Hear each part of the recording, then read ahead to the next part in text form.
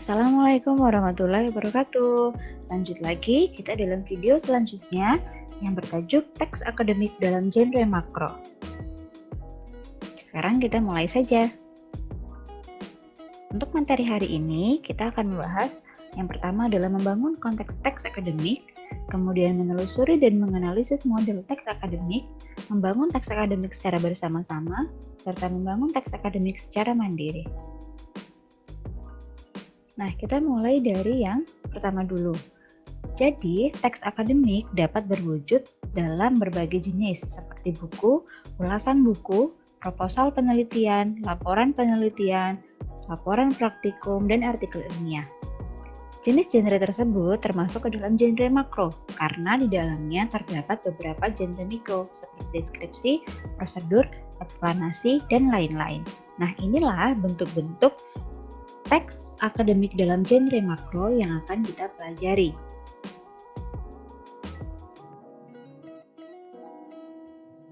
Selanjutnya, ada beberapa ciri teks akademik. Yang pertama adalah baku. Baku berarti sudah ada aturan tersendiri. Kita tidak bisa secara fleksibel mengubah konteks, kemudian susunan, dan sebagainya. Kemudian yang kedua adalah logis. Logis berarti bisa dilogika, bisa dinalar.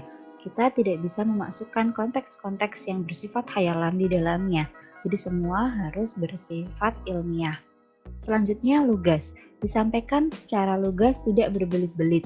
Jadi menggunakan bahasa-bahasa yang mudah dipahami dan tidak mengandung makna selain makna yang leksikal.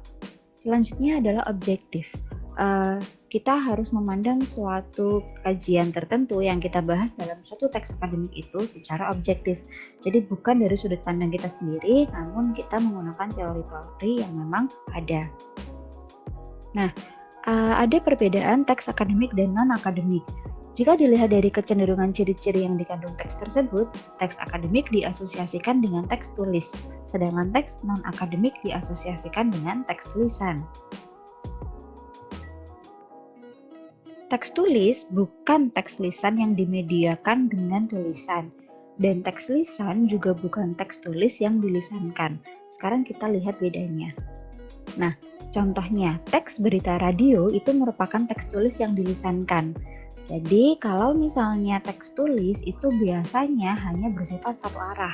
Kita membacakan berita, sedangkan pendengarnya itu hanya mendengarkan saja. Sedangkan kalau misalnya teks drama itu contohnya adalah teks lisan yang ditulis. Kenapa? Karena teks drama itu mengandung percakapan. Jadi ada timbal balik antara si penutur dan si pendengar. Sehingga kemudian ditulis. Ditulis itu sebagai panduan saja untuk melaksanakan dialog yang ada di dalamnya. Itulah kenapa teks drama dimasukkan ke dalam teks lisan yang dituliskan. Nah, teks biasanya mengandung ciri lisan dan tulis sekaligus. Kadang-kadang ketika kita menulis sebuah artikel, kita menggunakan kata kita. Menggunakan seperti kata ganti yang memancing adanya percakapan dalam tanda kutip dengan si pembaca. Misalnya kita ketahui bahwa pendidikan bla bla bla bla. Maka di situ sudah ada ciri lisan di dalamnya karena kita mengundang orang untuk ikut serta dalam pembahasan yang kita jelaskan. Nah, kenapa mahasiswa perlu teks akademik dalam berbagai genre makro? Karena ada kalanya mahasiswa berurusan dengan proposal dan laporan penelitian. Ada juga proposal dan laporan kegiatan. Terkadang juga kita berurusan dengan artikel ilmiah. Nah, di waktu lain lagi kita akan berkutat dengan brosur, berita, dan opini di surat kabar dan majalah. Jadi, semakin banyak genre makro yang kita tahu, maka semakin banyak pula pengetahuan kita yang akan kita dapatkan. Nah, karena kadang-kadang begini, ketika kita menyusun sebuah proposal penelitian, kita juga akan membaca artikel ilmiah, kita akan membaca berita, kita akan membaca opini di surat kabar. Itu sama saja sebenarnya dalam pembuatan satu genre makro, kita akan melibatkan juga teks-teks dalam genre makro yang lain. Nah, ada beberapa ciri teks akademik yang bisa kita tahu. Yang pertama adalah bersifat sederhana dalam struktur kalimat. Ini berarti kita menggunakan kalimat-kalimat yang memang sederhana dan mudah dipahami. Tidak terlalu menggunakan banyak kata hanya untuk menjelaskan satu subjek. Kemudian tidak menggunakan kalimat majemuk yang terlalu panjang. Misalnya seperti kadang-kadang kita menulis bla bla bla dan bla bla bla sehingga bla bla bla, sedangkan bla bla bla tidak ada titik. Satu paragraf panjang sekali, tapi ternyata itu hanya satu kalimat. Itu tidak efektif. Maka cukup gunakan kalimat-kalimat sederhana dan satu paragraf itu mengandung sekitar 4 kalimat. Kemudian padat informasi. Jadi memang informasi yang disampaikan harus padat, tidak berbelit-belit dan tidak berputar-putar. Kemudian padat kata leksikal. Jadi kata-kata yang digunakan memang kata-kata yang punya makna dalam KBBI. Jadi jangan sampai menggunakan kata-kata slang atau bahasa-bahasa gaul lain yang tidak ada maknanya di dalam Kamus Besar Bahasa Indonesia. Banyak memanfaatkan nominalisasi. Jadi ada beberapa kata kerja yang misalnya contohnya begini, misalnya memaksimalkan. Kita bisa menggunakan kata benda pemaksimalan misalnya seperti itu. Jadi nominalisasi adalah pengubahan bentuk kata kerja misalnya menjadi kata benda. Nah, selanjutnya banyak memanfaatkan metafora gramatikal melalui ungkapan inkongruen. Jadi misalnya ada perubahan tingkatan gramatikal di situ. Dari yang misalnya kalimatnya terlalu sederhana dibuat menjadi kalimat yang sedikit lebih rumit, atau sebaliknya, kalimat yang rumit dibuat menjadi kalimat yang lebih sederhana.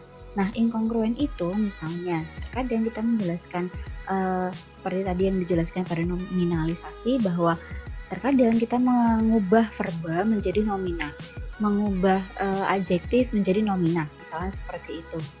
Cantik menjadi kecantikan, kemudian seperti tadi membangun menjadi pembangunan misalnya. Nah, itulah masuk ke dalam sini, yaitu bahwa kita bisa mengubah kerumitan dalam suatu kalimat dengan mengubah jenis kata tertentu menjadi jenis kata yang lainnya. Nanti kita akan pelajari contohnya. Kemudian banyak memanfaatkan istilah teknis. Jadi di situ kita bisa bahasanya menggunakan istilah-istilah yang berhubungan dengan suatu bidang tertentu. Misalnya dalam bahasa Indonesia kita mengenal istilah fonologi, morfologi, kemudian ada sintaksis dan sebagainya. Itu menunjukkan bahwa teks yang kita buat adalah teks akademik. Berbeda dengan teks yang kita bercakap-cakap seperti biasa, teks lisan misalnya, itu biasanya tidak terlalu menggunakan teks yang terlalu bersifat teknis istilahnya, tapi menggunakan bahasa yang lebih bisa dipahami oleh orang lain. Kemudian bersifat taksonomik dan abstrak. Taksonomik di sini berarti seperti ada pengklasifikasian dalam satu hal tertentu. Misalnya bidang-bidangnya itu sudah dikhususkan. Dan abstrak itu karena kita menggunakan teori-teori yang memang masih bersifat abstrak, yang kemudian nanti misalnya dalam penelitian itu kita melakukan prakteknya. Banyak memanfaatkan sistem pengacuan estafora. Di sini maksudnya misalnya kita menjelaskan sesuatu hal di dalam tanda kurung. Jadi misalnya hanya menjelaskan sampai kepada fotosintesis dalam kurung yang hanya dapat dilakukan oleh tumbuhan yang memiliki klorofil, misalnya seperti itu. Jadi ada penjelasan yang mengacu pada istilah yang kita gunakan sebelumnya. Banyak memanfaatkan proses relasional identifikatif dan atributif. Kalau identifikatif itu seperti definisi, jadi ada proses pendefinisian di situ. Misalnya pendidikan adalah suatu usaha bla bla bla bla. Sedangkan kalau atributif itu biasanya berhubungannya seperti dengan sifat, ciri, karakteristik. Jadi menjelaskan tentang karakteristik pendidikan, menjelaskan tentang sifat-sifat pendidikan itu sendiri, atau misalnya fungsi dari pendidikan itu sendiri. Jadi lebih luas di situ. Misalnya kalau identifikatifnya adalah pendidikan adalah suatu usaha bla bla bla bla, atributifnya maka pendidikan merupakan suatu usaha yang sangat penting dilakukan demi memajukan kesejahteraan bangsa. Hal ini disebabkan karena bla bla bla bla. Jadi ada penjabaran yang lebih luas lagi di dalam proses relasional atributif. Kemudian bersifat monologis dengan banyak mendayagunakan kalimat indikatif deklaratif. Tadi sudah saya sampaikan, monologis itu berarti searah, hanya dari si penulis kepada si pembaca. Kemudian kalimatnya itu bersifat indikatif deklaratif, jadi kita memberikan informasi, bukan kita bertanya untuk menerima informasi. Memanfaatkan bentuk pasif untuk menekankan pokok persoalan, bukan pelaku, dan akibatnya teks menjadi objektif, bukan subjektif. Contohnya begini, kita tidak menuliskan saya menunjukkan atau bukan saya melakukan penelitian ini karena ingin bla bla bla bla. Tapi dibalik dibuat bentuk pasif. Penelitian ini ditujukan untuk bla bla bla. Jadi menjadi objektif karena objek utamanya adalah persoalan itu, penelitian itu, bukan saya sebagai peneliti. Seharusnya tidak mengandung kalimat minor. Kalimat minor itu kalimat yang belum lengkap. Hilang subjeknya atau hilang predikatnya, dan itu membuat kalimat menjadi sulit dipahami. Jadi seharusnya tidak ada kalimat bentuk seperti itu.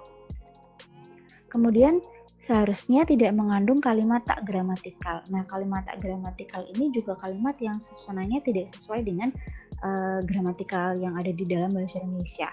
Jadi lebih baik kita memang mengacu pada struktur kalimat yang benar. Teks akademik tergolong ke dalam genre faktual, bukan visional, karena semua yang dihadirkan dalam teks akademik seperti yang tadi sudah dijelaskan dalam ciri-ciri itu merupakan hal-hal yang bersifat ilmiah. Jadi tidak ada rekaan di situ, tidak ada hayalan di situ. Nah, jenis teks akademik dalam genre makro di sini akan dijelaskan 4. Yang pertama adalah ulasan buku. Buku dikelompokkan menjadi buku ajar dan buku referensi. Nah, kita bisa mengulas buku-buku itu kemudian dibuat menjadi sebuah ulasan buku. Nah, strukturnya adalah identitas, kemudian diikuti dengan orientasi, diikuti dengan tafsiran isi, diikuti lagi dengan evaluasi, dan diikuti lagi dengan rangkuman evaluasi. Nah, contohnya itu akan dipelajari minggu depan ketika kita masuk ke dalam materi menjelajah dunia pustaka. Kemudian proposal. Nah, proposal itu tulisan yang berisi rancangan penelitian atau kegiatan.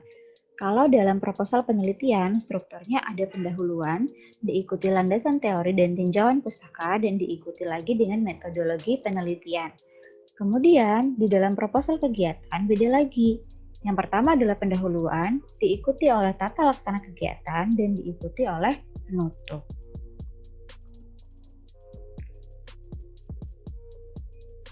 Untuk selanjutnya ada laporan. Ketika sudah bikin proposal, kita lanjutkan dengan laporan apabila memang penelitian atau kegiatan itu sudah berakhir. Nah, struktur teks dalam laporan penelitian seperti tadi sama, dimulai dari pendahuluan, diikuti oleh landasan teori dan tinjauan pustaka, diikuti lagi oleh metodologi penelitian. Nah, karena sudah ada hasil, maka kita tambahkan hasil, kemudian dibahas, dan akhirnya baru penutup. Sedangkan dalam laporan kegiatan, pendahuluan diikuti oleh deskripsi kegiatan, diikuti oleh pelaksanaan kegiatan, dan diakhiri dengan penutup. Yang terakhir ada artikel ilmiah. Dikelompokkan juga menjadi artikel penelitian dan artikel konseptual. Kalau artikel penelitian itu hasil dari laporan itu diubah formatnya menjadi artikel ilmiah. Oleh karena itu susunannya itu sama, yaitu pendahuluan, tinjauan pustaka, metodologi penelitian, hasil pembahasan, dan penutup. Sedangkan artikel konseptual disusun dengan lebih fleksibel, tergantung cakupan persoalan dan teori yang digunakan untuk membahas. Nah, mahasiswa diharapkan dapat menyusun teks akademik tanpa bantuan dari siapapun. Keberhasilannya akan ditentukan pada kemandirian dalam membaca dan menuangkan gagasan ke dalam teks akademik yang sesuai dengan genre yang dikehendaki. Jadi bisa saja kalian nanti akan diminta untuk membuat suatu teks akademik dalam genre makro, misalnya proposal penelitian. Kemudian kalian nanti di dalamnya pasti akan menuangkan sesuatu yang berhubungan dengan deskripsi, kemudian ada eksplanasi di situ menjelaskan sesuatu. Jadi akan ada beberapa genre mikro, tapi kita akan prakteknya langsung ke dalam genre makro. Nah, untuk contoh lengkapnya, kalian bisa baca dalam buku yang dikeluarkan oleh Kemendikbud, buku wajib bahasa Indonesia di perguruan tinggi. Sebenarnya filenya sudah saya unggah dalam folder Edmodo kita. Tapi kalau ada yang belum mendownload, silahkan bisa scan barcode ini untuk bisa mendapatkan file tersebut. Di situ sudah banyak contohnya, jadi bisa dibaca secara mandiri. Nah, ada tugas kelompok yang harus kalian buat. Yang pertama, carilah satu buah artikel berita yang berhubungan dengan kebijakan belajar di rumah atau kampus Merdeka. Buatlah pertanyaan yang mengacu pada 5W1H, lalu jawablah pertanyaan tersebut berdasarkan hasil membaca. Dapat menggunakan artikel lain yang bertopik sama untuk mendukung jawaban kalian, tapi sertakan sumbernya. Kirim hasil diskusi Anda beserta artikel yang kalian gunakan dalam satu file PDF melalui SIM. Tugas ini dikumpulkan maksimal tanggal 29 Oktober 2020 pukul 12 siang. Jadi akan saya buatkan di SIM, kemudian kalian bisa mengunggah tugasnya di SIM tersebut. Nah, kalian bisa berdiskusi 2 orang untuk membahas satu buah artikel. Oke, jika ada pertanyaan bisa disampaikan saat kita perkuliahan di Edmodo nanti. Terima kasih sudah bergabung dalam kelas hari ini dan sampai jumpa. Wassalamualaikum warahmatullahi wabarakatuh.